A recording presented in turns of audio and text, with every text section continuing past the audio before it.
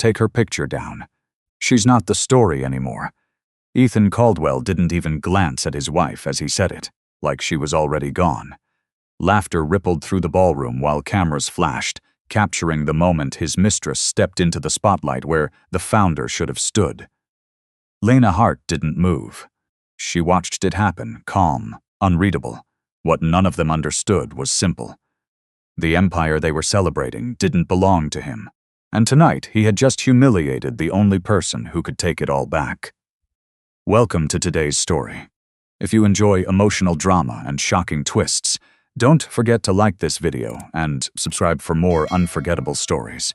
And before we begin, let me know where you're watching from in the comments. Hours earlier, the night had still belonged to him, or so everyone believed. The ballroom of the Ardent Hotel shimmered in gold and glass, filled with the kind of people who only showed up when power was certain. Investors, editors, celebrities, and executives moved through the room with practiced ease, champagne in hand, voices low but confident. Every conversation circled back to one name: Ethan Caldwell. To them, he was Velura, the man who had turned a small fashion label into a $5 billion brand. The visionary, the risk-taker, the one who understood what the world wanted before the world even knew. He stood near the stage, perfectly placed under the lights. Tailored suit, measured smile, handshakes that lingered just long enough to signal importance. People leaned toward him when he spoke. They always did. A few steps behind the last row of guests, Lena Hart stood near the service doors. She wore black. Simple, clean, almost invisible against the backdrop of luxury. No one stopped to greet her. No one asked her opinion. A few people glanced her way, then looked past her, as if she were part of the staff or someone who had wandered in by mistake that had become familiar. Lena didn't shift under their eyes. She didn't try to correct them. She just watched. Across the room, a tall woman in a deep red gown moved effortlessly between guests, her laughter light, her presence magnetic. Sienna Blake, the face of Velura, the model every campaign depended on. The woman who had been appearing beside Ethan more often than anyone bothered to question. Tonight, she stayed close to him, closer than a brand required. Lena noticed the way Sienna's hand brushed his arm, the way Ethan didn't move it away, the way people pretended not to notice while quietly adjusting their assumptions about who mattered. A waiter passed Lena with a tray of champagne. He hesitated for a second, unsure if she belonged. "Mom, I'm fine," she said softly, not reaching for a glass. Her voice was calm. It always was. On stage, a large velvet curtain hung behind a polished podium. Beneath it waited the moment everyone had been talking about all night. The founder reveal. For 10 years, Velura's true founder had never appeared in public. No interviews, no photos, no speeches. The story had been simple because it was convenient. Ethan had built everything. Tonight, the curtain would fall. Tonight, the world would finally see the face behind the empire. Lena's gaze rested on that curtain for a long moment. Then she looked down at her hand. In her palm sat a small, matte black USB drive. No label, no markings. Just something small enough to be ignored, and important enough to change everything. Her thumb brushed over it once, slow and deliberate. Lena. The voice came from behind her. She turned slightly. A man in a gray suit stood a few feet away, holding a leather folder against his chest. He didn't look like he belonged to the press or the guests. He looked like someone who had come for a different reason entirely. Daniel Reeves. Most people in the room wouldn't recognize him. They didn't need to. He wasn't there for them. "I was wondering if you'd show," he said quietly. "I was invited," Lena replied. His expression shifted, just enough so he understood the weight behind that answer. "You don't have to let this go on," he said, lowering his voice. "Not like this." Lena's eyes moved back to the stage. Ethan had taken the microphone now. The room softened around his voice the way it always did. He knew how to hold attention. He knew how to make people believe. "That's the problem," she said. "I let it go on." Daniel studied her for a moment. "They're expecting you to stay silent," he said. "I know. And will you?" Lena didn't answer right away. Across the room, Ethan lifted his glass, smiling as the crowd leaned in. Sienna stood beside him now, perfectly framed for the cameras. "They expect a story they already understand," Lena said finally. Daniel followed her gaze. "And what do you expect?" Lena closed her hand around the USB drive. For them to finish telling it, she said. On stage, Ethan gestured toward the curtain. The room quieted. Anticipation settled into something sharp. Tonight, he said, voice steady, confident, we celebrate 10 years of Velura. 10 years of vision, risk, and building something that changed everything. Applause broke out. Quick, and Lena didn't clap. Ethan's smile widened, and tonight, he continued, we finally reveal the face behind it all. The lights dimmed slightly. All eyes turned to the curtain. Lena exhaled slowly, her posture still, her expression unreadable. For a moment, it looked like she might step forward. Instead, she stayed exactly where she was, near the door. In the shadows, watching the music swelled, the cord at the side of the stage tightened in a staff member's hand, ready to pull, and just before the curtain moved, Lena slipped her phone from her pocket and made a call. Now, she said quietly. Then she hung up. The cord pulled. The velvet curtain dropped halfway, then stopped. A flicker passed the screen. Just a second. Easy to miss if you weren't looking for it. Most of the room wasn't. They were watching Sienna, watching Ethan, watching the story they already believed unfold exactly the way they expected. Ethan's smile tightened for a fraction of a second. Then he recovered. Looks like we've got a little delay, he said smoothly into the microphone, earning a few polite laughs. That's what happens when you build something this big. Even the tech gets overwhelmed. More laughter. Softer this time. Trusting. Behind the curtain, the projection crew moved fast, whispering, adjusting cables, checking signals. One of them glanced toward the back of the room, confused, like something had changed that wasn't supposed to. Near the service doors, Lena lowered her phone. She didn't rush. She didn't look at anyone. She just slid the phone back into her coat pocket and kept her hand there for a moment, feeling the outline of the USB drive resting in her palm. Across the room, Daniel Reeves had already stepped aside, speaking quietly into his own phone. His tone was low, controlled, not urgent, prepared. They've initiated, he said. Proceed as instructed. He ended the call and looked up. For the first time that night, his eyes weren't on Ethan. They were on Lena. On stage, Sienna shifted her weight, her smile flickering just slightly under the lights. She leaned closer to Ethan, whispering something behind her teeth. Is this part of it? Ethan didn't answer right away. His jaw tightened just enough to break the illusion of complete control. It's nothing, he murmured. Stay where you are. She did, because that's what she had learned to do. Stay where the spotlight told her to stand. In the front row, Ethan's mother crossed her arms, her expression sharpening as she looked toward the stage crew. This is sloppy, she muttered to the woman beside her. After everything we've built, we don't need mistakes like this tonight. We. The word carried easily in her voice, as if it had always belonged there. A few rows behind her, Ethan's sister was already pulling out her phone, texting rapidly. Fix it. Now. Backstage, the curtain jerked slightly. The screen flickered again, then stabilized. A new image appeared. Sienna. Full frame, polished, perfect, gold tones and sharp lighting, the kind of image that had been designed to replace something else entirely. The crowd responded instantly. Applause. Louder this time. More certain.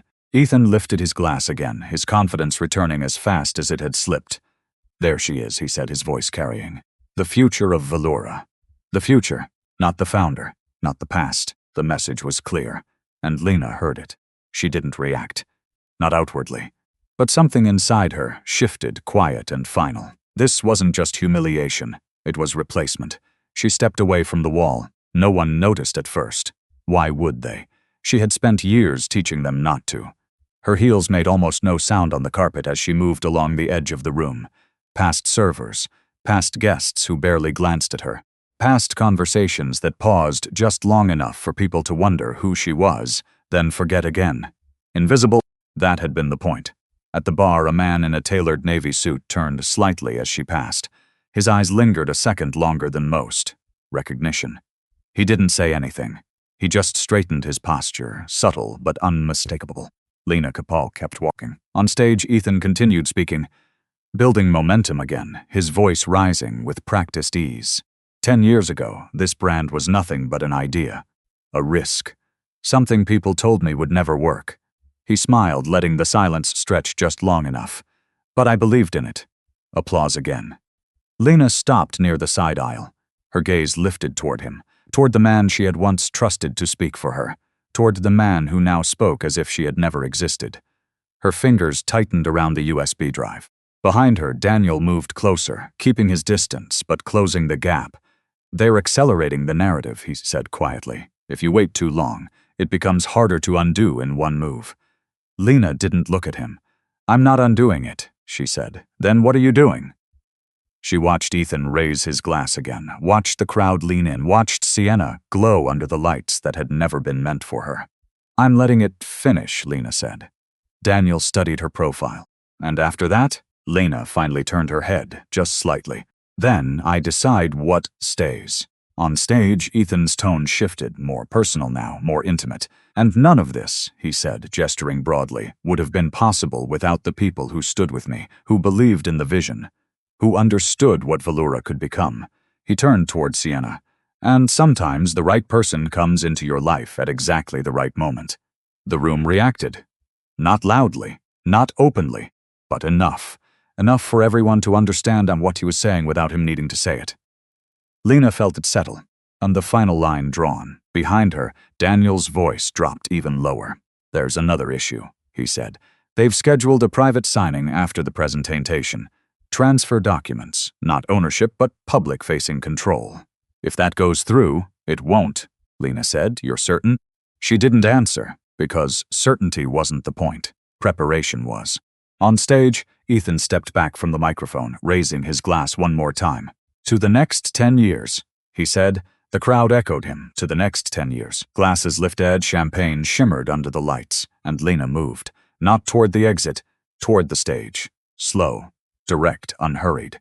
A few heads turned this time. Just enough. Ethan saw it. His expression flickered, confusion breaking through for the first time that night. "What is she doing?" he muttered, barely audible. Sienna followed his gaze. Her smile faltered. From the front row, Ethan's mother stood, stepping into the aisle as Lena approached. "Lena," she said sharply, her voice low but firm. "This isn't the place." Lena didn't stop. "I know exactly what this place is," she replied. The older woman's expression hardened. "Then act like it." Lena met her eyes. For a moment, the noise of the room seemed to pull back, like something larger was about to take its place. "I am," Lena said. She stepped past her, up the aisle, toward the stage. And just as she reached the first step, the large screen behind Ethan flickered again. Not a glitch this time, a signal. Daniel's phone buzzed once in his hand. He glanced down at it, then back up at the stage.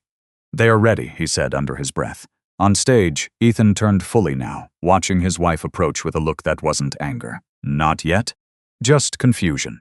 Because he still didn't understand, and the screen behind him went black. The screen stayed black. Not flickering, not glitching, deliberate. A ripple moved through the room, subtle at first. Conversations paused, heads tilted. The silence didn't feel like a technical delay anymore. It felt like something had been taken over. Ethan turned halfway toward the projection crew, irritation tightening his jaw. "Fix it," he said under his breath, still holding the microphone, still smiling for the crowd. No one moved. Behind the stage, the technician froze, with his hand near the control panel, eyes darting toward someone off to the side who hadn't been there earlier. A man in a dark suit stood quietly near the equipment, not touching anything, but not leaving either. Authority without announcement. Ethan saw him. "Who is that?" he snapped, louder this time. No answer came. Lena stepped onto the first stair. The sound of her heel against the wood was soft. But in that silence it carried. Ethan turned fully now, confusion giving way to something sharper. "What are you doing?" he said into the mic, the words slipping out before he could control them. It wasn't a question for the audience. It was for her. Lena didn't answer. She took another step, then another. Sienna shifted beside him, her confidence thinning as the room's attention drifted away from her. She glanced toward Ethan, searching his face for direction. He didn't look at her. He was watching Lena now, the woman he had already dismissed, already replaced, already explained away in his own mind, and yet she was walking toward him like none of that had happened, like she hadn't been erased. "Lena," he said, forcing a laugh that didn't quite land. This isn't your moment." A few guests chuckled, uncertain, waiting for the joke to resolve itself. Lena reached the top of the stage. She didn't rush. She didn't hesitate. She just stepped onto it like she had every right to be there. Because she did. Up close, the lights hit her face, soft but unflinching. For the first time that night, people really looked at her. Not past her, not through her. At her. There was no makeup designed to impress. No forced expression. Just calm. And something else. Something steady. Ethan lowered the microphone slightly, his voice tightening. "You're embarrassing yourself," he said quietly. Off mic, but not quiet enough. Lena met his eyes. "No," she said. One word. Even, certain. It landed harder than anything louder would have. Behind them, the screen remained black, waiting. From the side of the stage, Daniel Reeve stepped forward, measured and composed, the leather folder still in his hand. He didn't rush either. He didn't need to. A few people in the front rows recognized him now. Not by name, but by role. Legal. That changed the air. Ethan noticed it too. "What is this?" he said, louder now, the control in his voice slipping. "We're in the middle of a presentation." Daniel stopped a few feet from them. "Yes," he said calmly. "You are." Ethan stared at him, irritation flaring. "Then step off the stage." Daniel didn't move. Instead, he opened the folder, paper against paper. Clean, organized, prepared. The kind of sound that didn't belong to improvisation, it belonged to process. "Mr. Caldwell," Daniel said, his voice carrying just enough to reach the first few rows. "There are matters that require immediate attention before this presentation continues." Ethan laughed, sharp this time. "Then schedule a meeting like everyone else," he snapped. "You don't interrupt a live event for ownership verification," Daniel said. The word cut through the room. Ownership. Not branding, not presentation, something deeper. Ethan's expression flickered. "That's not your concern," he said quickly. "Everything has already been reviewed." Daniel's eyes didn't leave his. "Not by the only party whose approval is legally required." A murmur spread. Quiet, controlled. But growing. Sienna took a small step back, just one. Enough. Ethan heard it, felt it, the shift. "Lena," he said, turning toward her again, voice lower now. More controlled. "If this is about you feeling excluded, we can talk about that later. Not here, not like this." He softened his tone just enough for the audience to hear what he wanted them to hear. Reasonable, patient, in control. "You've always preferred to stay behind the scenes," he added. "That was your choice." Lena watched him. There it was. The story. The one he had told so many times it had become truth to him. She didn't argue. She didn't correct him. Not yet. "You're right," she said quietly. Relief flashed across his face, quick and instinctive. "But it didn't last. I did choose that," she continued. Her voice didn't rise. It didn't need to. "I chose where to stand." A pause. Then she looked past him, toward the black screen. And where things begin.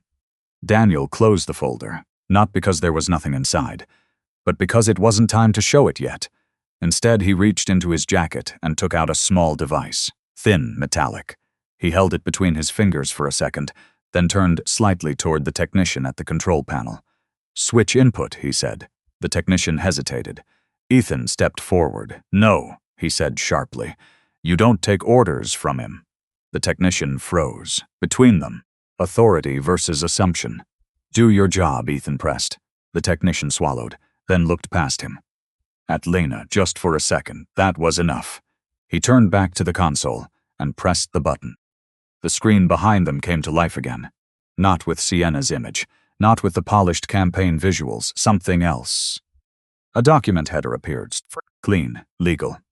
Structured in a way that didn't belong to marketing. Articles of organization, registered entity, Valora Holdings, LLC. Date, 10 years earlier. The room went still. Ethan's smile faded completely now. "What is this?" he said. The question sharper, no longer for show. Daniel didn't answer, because the answer wasn't his to give. Lena stepped closer to the center of the stage. Her hand loosened around the USB drive. She looked at the screen, then at Ethan. And for the first time that night, there was no distance between them. Only truth waiting to be said. "You wanted the story," she said softly. The screen scrolled. A name began to come into view. Founder, managing member, sole owner. Ethan leaned forward, eyes narrowing, trying to read it before anyone else could, before the room could, before the moment slipped out of his control completely, and Lena finally let the USB drive fall into Daniel's open hand. The name stopped just before it fully appeared. The screen froze for half a second, like it was deciding whether to continue. Ethan leaned forward instinctively, trying to read it faster than everyone else. His eyes narrowed, scanning the line before it could complete itself. His mouth opened slightly, like he was about to speak, but no words came. Then, the screen went black again. Not a flicker this time, a full cut. A sharp intake of breath moved through the room. "What the hell is this?" Ethan snapped, dropping the polished tone completely. The microphone caught every word. The crowd heard it. So did Lena. She didn't react. Daniel didn't move either. The USB drive rested in his palm now, with holes closing around it with quiet precision. "It's called timing," he said calmly. Ethan turned on him, anger rising fast now that control had slipped. "You think you can walk in here and hijack my event," he said. "You don't even have clearance to be on this stage." Daniel met his gaze without blinking. "I don't need clearance from you." The words landed hard, not loud, just certain. That certainty spread faster than any raised voice could.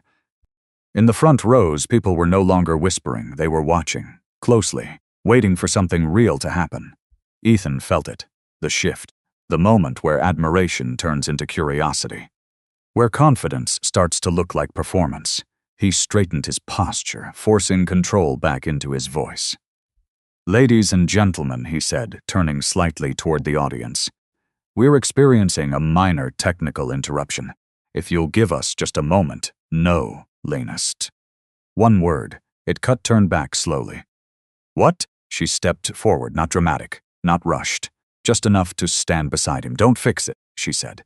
Ethan stared at her like he didn't recognize her. "You don't get to decide that," he replied. "I do." The silence that followed wasn't polite anymore. It was sharp. A few people shifted in their seats. Someone in the back raised a phone, recording. Sienna stepped another inch away, her body angling slightly toward the edge of the stage, like she was preparing to leave without making it obvious. Ethan noticed. That made it worse. "Lena," he said, lower now, voice tightening, "you're out of line." She didn't flinch. "For 10 years, she said quietly, "you've been telling the same story." His jaw clenched. "And it worked," she continued. People believed it. She glanced toward the audience. They still do. That stung. Not because it was wrong, but because it was right. Ethan let out a short breath through his nose. "This isn't the time," he said. "We can talk about whatever this is later." "Privately." "Privately," Lena repeated. She tilted her head just slightly, like she was considering the word. "That's where you've kept everything, isn't it?" she said. "The truth, the decisions, the parts that didn't fit your version." A murmur rippled through the room again. Daniel stepped back half a step, giving her space, letting her take the center without stepping into it himself.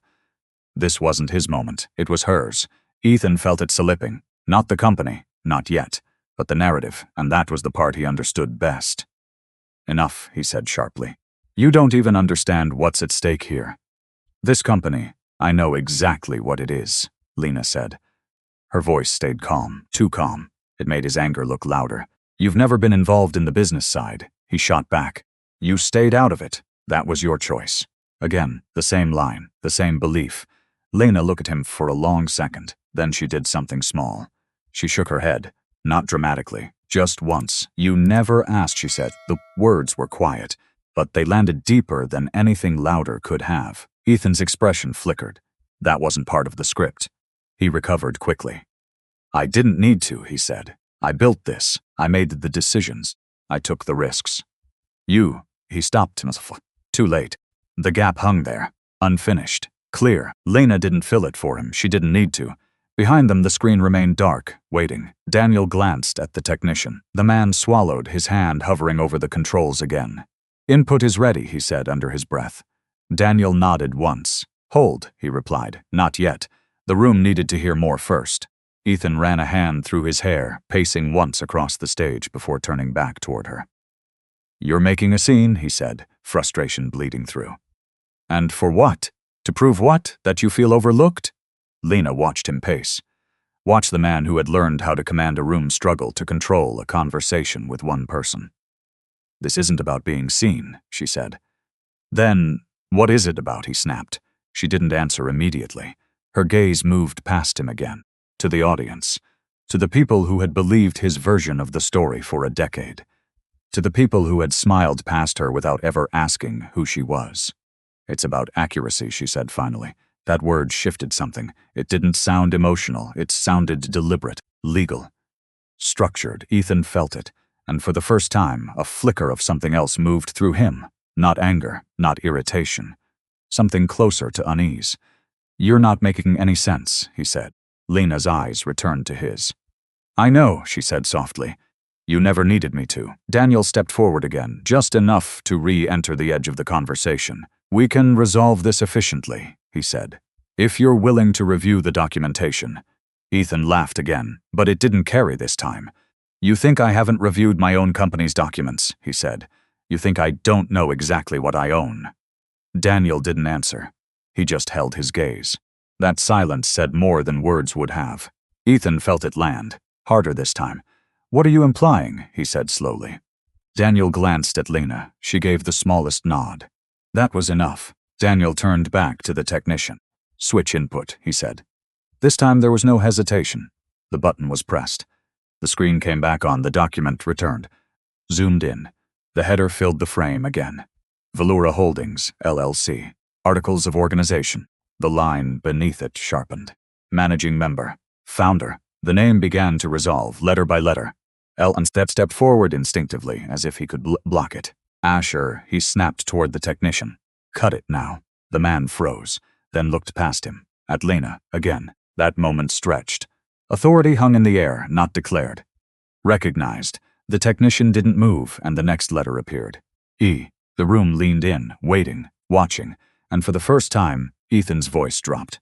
Not in control. Not in command. In doubt. "What did you do? What did you do?" Ethan's voice barely carried, not because he meant it to be quiet, because something inside him had started to hesitate. The screen held steady now. No flicker, no interruption. Just the document, frozen at the edge of truth, the name almost there but not fully revealed. It was enough to break confidence, but not enough to replace it. Not.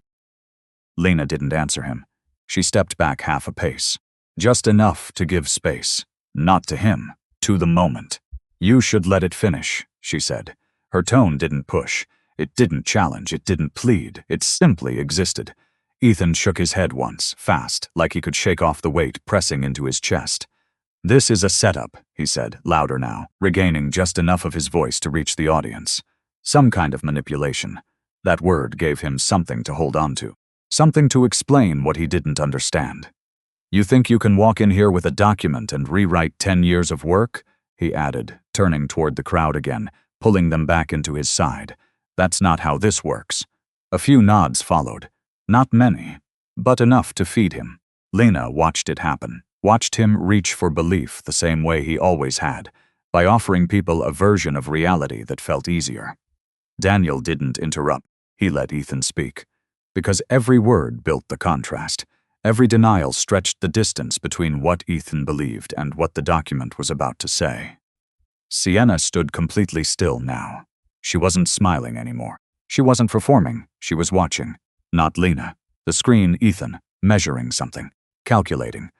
In the front row, Ethan's mother leaned forward, her voice sharp but controlled. "Ethan," she called. And this, now, it wasn't concern. It was instruction. He heard it. Of course he did. He had spent years responding to that tone. He straightened, nodding once like he was already back in control. "You're right," he said, turning toward the technician. "Shut it down. We'll handle this internally." The technician didn't move. Ethan's expression hardened. "I said shut it down." The man swallowed, fingers hovering above the console. Then he glanced again. At Lena. Just like before. That hesitation didn't belong in Ethan's world. Not anymore. "What are you waiting for?" Ethan snapped. The room felt it again, that shift. Not loud, but real. Authority wasn't landing the way it used to, because it was starting to compete with something else. Something quieter, something that hadn't needed to speak until now. Lena didn't raise her voice. She didn't even look at the technician. "You can keep talking," she said to Ethan, "or you can listen." That choice hung in the air, simple, clear, unavoidable. Ethan let out a short, humorless laugh. "Listen to what?" he said. "A document I've never seen? A claim with no context?" His eyes locked onto hers. You've never handled the legal structure of this company, he added. You wouldn't even know what you're looking at. The words came faster now. Sharper, because he needed them to. Because if he stopped even for a second, he might have to look at the screen again. Lena tilted her head slightly, not defensive, not hurt, just considering. You're right, she said. Again, agreement. It threw him off more than resistance would have. I didn't handle it publicly, she added. That word landed. Publicly. It introduced something else, something he hadn't accounted for. Ethan's eyes flicked toward the screen again just for a second, then back to her. You're twisting things, he said. Am I? Lena replied. Before he could answer, Daniel spoke. Mr. Caldwell, he said, calm as ever. You're correct about one thing. Ethan turned, irritated. Finally, you haven't seen this document, Daniel continued. A beat, because you were never listed on it. That did it. The room reacted, not loudly, but undeniably, a shift in posture, in breath, in attention. Sienna took another step back. This time, she didn't stop herself. Ethan felt it, everyone stepping away, just a fraction, but enough. That's absurd, he said quickly. I've signed every major filing this company has ever made. Daniel nodded once. As an executive, he said, the distinction was quiet, but it cut clean. Ethan opened his mouth, closed it, then forced a smile that didn't reach his eyes. You're playing with language, he said. Titles, technicalities. He gestured toward the screen. That doesn't change reality. Lena looked at him. Really looked this time. Not at the man on stage. At the man underneath. You're right, she said softly. Another agreement. Another fracture. It doesn't change reality, she repeated. Her gaze shifted to the screen. It shows it. Daniel glanced at the technician. Continue. The man pressed a key. The document moved again. The name line expanded. Clearer, closer. The first name was fully visible now. Lena, a sharp inhale moved through the front rows. Ethan didn't react, not outwardly, but his body stilled, completely, like something inside him had just paused, waiting. The rest of the name hadn't appeared yet.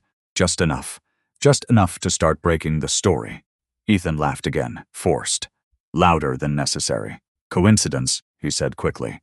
It's a common name.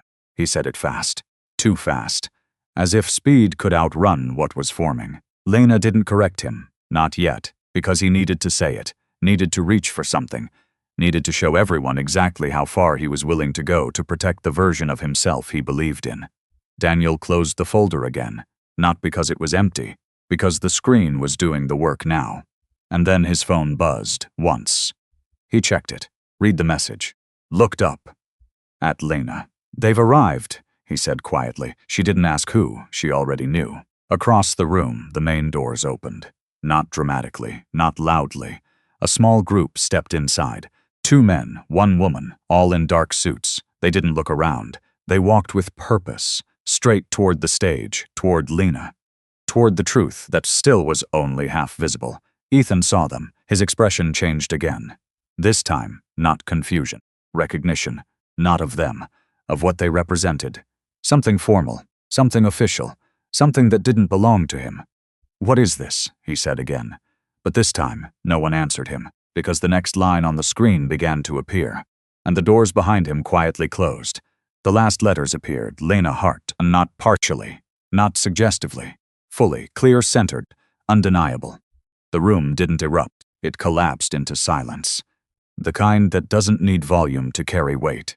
Ethan stared at the screen like it was written in a language he couldn't read. His eyes moved across the name once, then again, slower this time, like repetition might change it.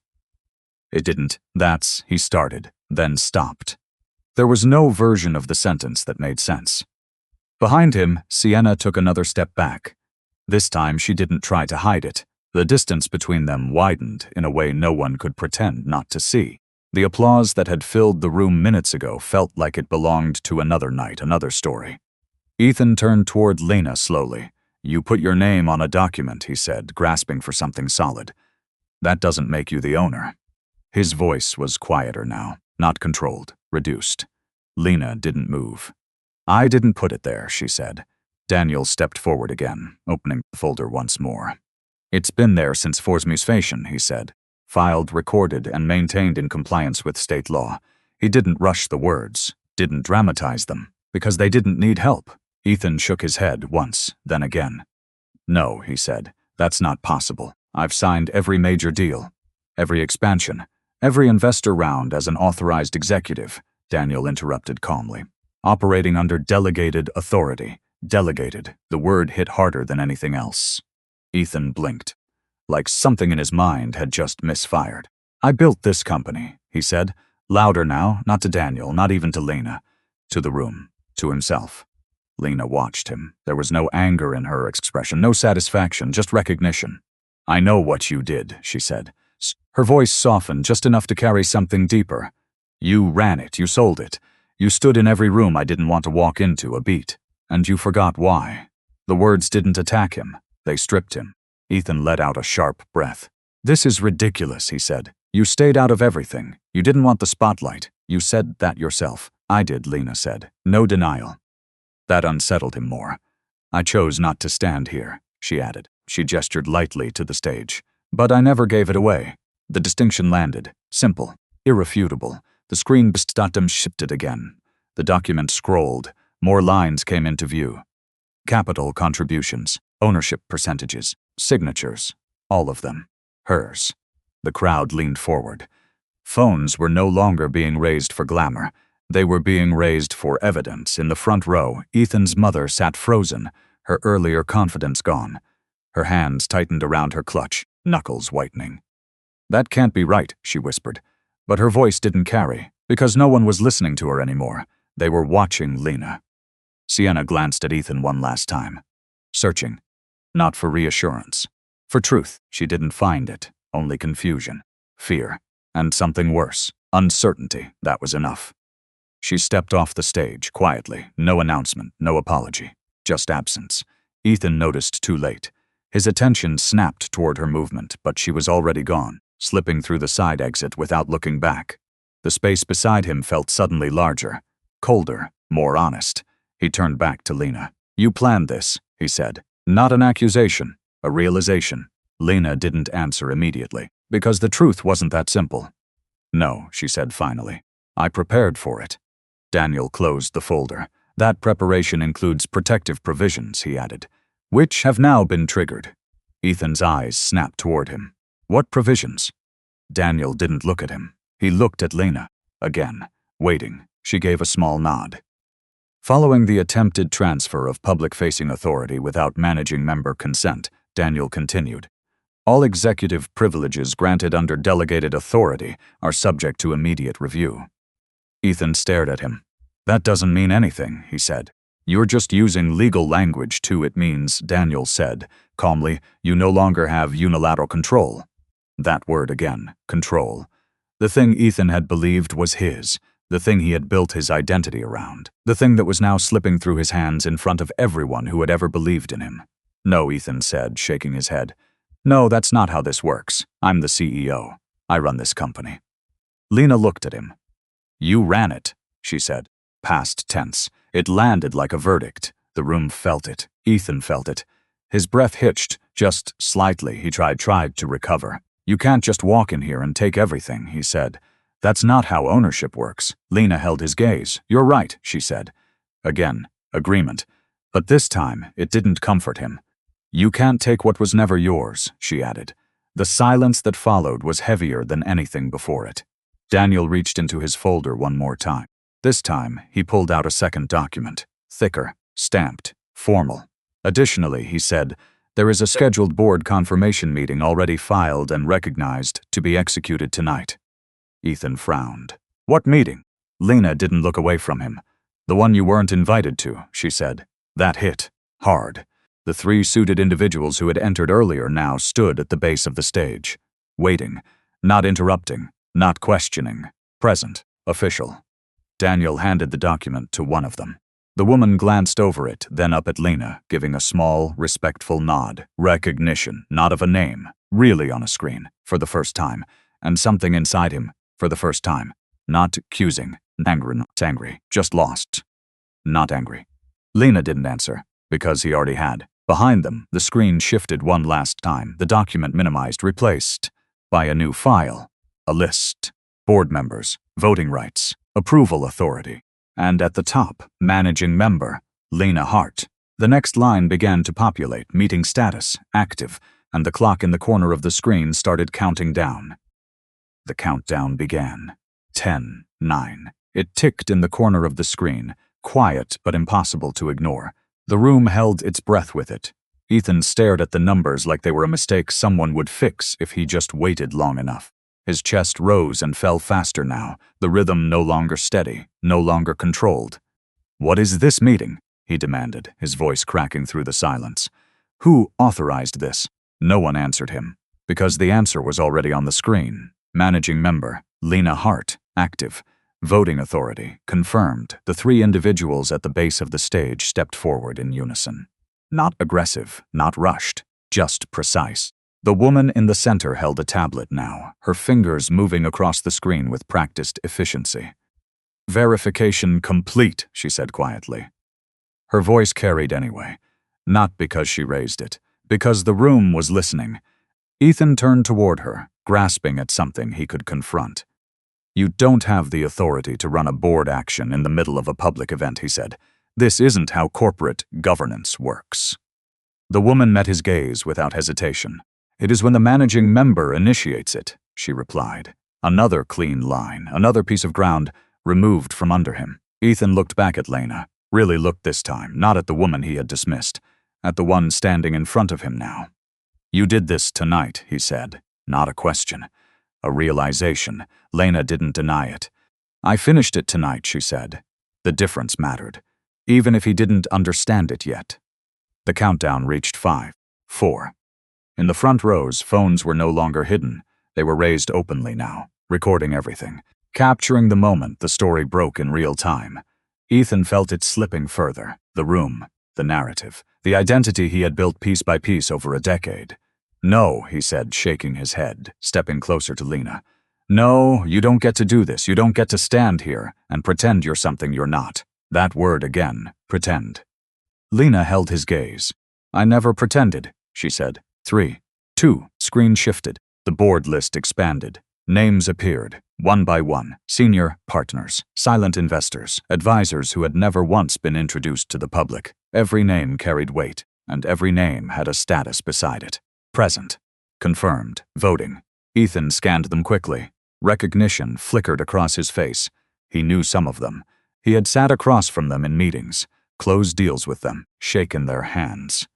He had thought they answered to him. He saw the truth now. They had been answering to someone else. 1. The clock hit 0. The screen paused. Then a new line appeared. Motion initiated. A low murmur moved through the room. The woman with the tablet stepped forward onto the first stair. "Board action is now in session," she said. "Primary motion, review of executive authority under current management." Ethan's breath caught. "This is insane," he said. "You can't remove me from my own company." Daniel spoke this time. "You've already been notified of conditional review clauses in your executive agreement," he said. "You chose not to examine them."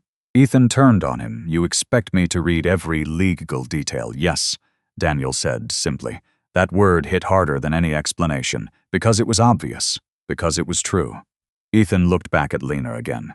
"You set this up?" he said. "You let me run everything while you sat back, and what?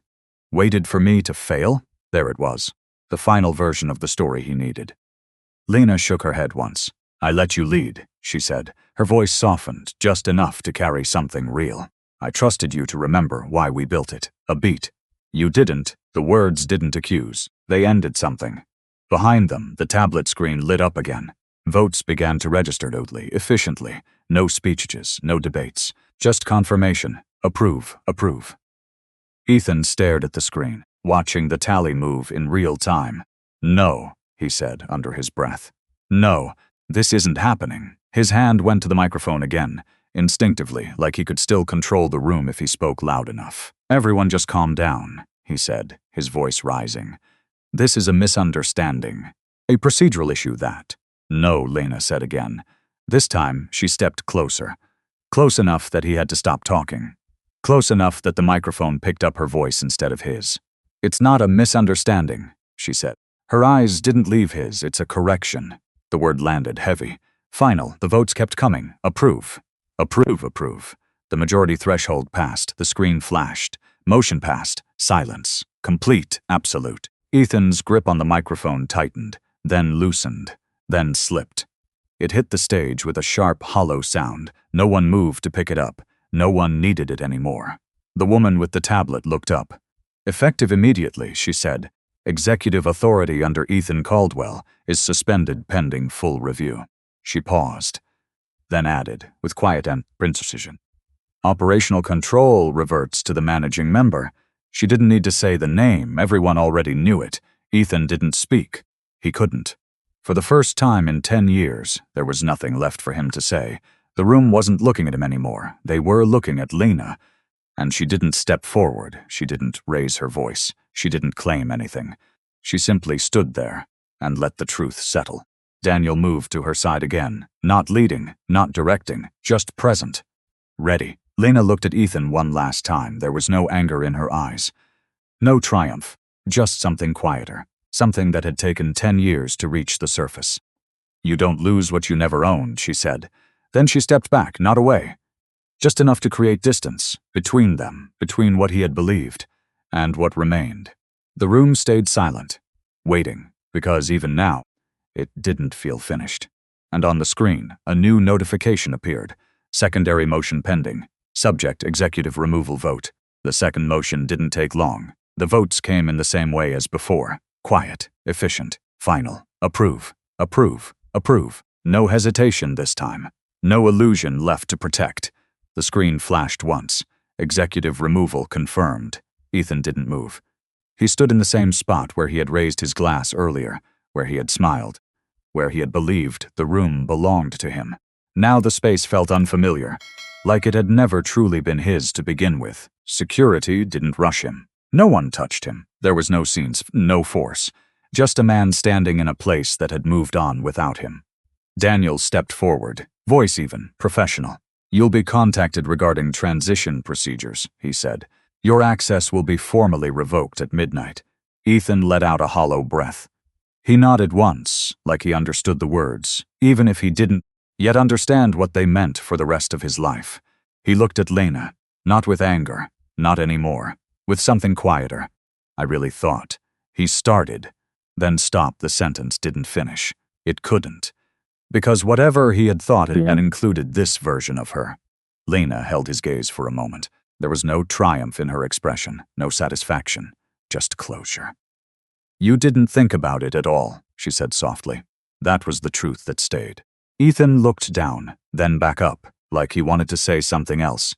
Apologize, maybe, explain. But there was nothing left that would matter. He stepped back, then turned and walked off the stage. No one followed him. No one called his name. The room didn't close behind him. It simply continued without him. Sienna was already gone. Whatever she had been chasing had vanished the moment the truth surfaced.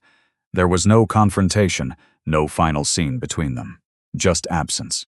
In the front row, Ethan's mother remained seated, her posture stiff, her expression hollow.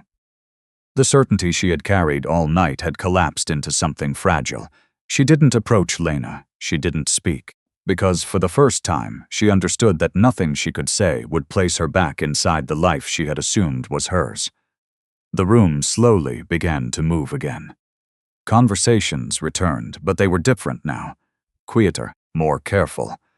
People looked at Lena with a new kind of attention. Not curiosity, respect. She didn't stay to receive it. She stepped away from the center of the stage, past Daniel, past the board members, past the cameras that now tried to follow her instead of Ethan.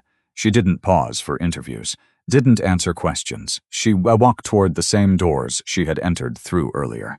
Only now, every step was seen. Outside, the air felt different, cooler, still.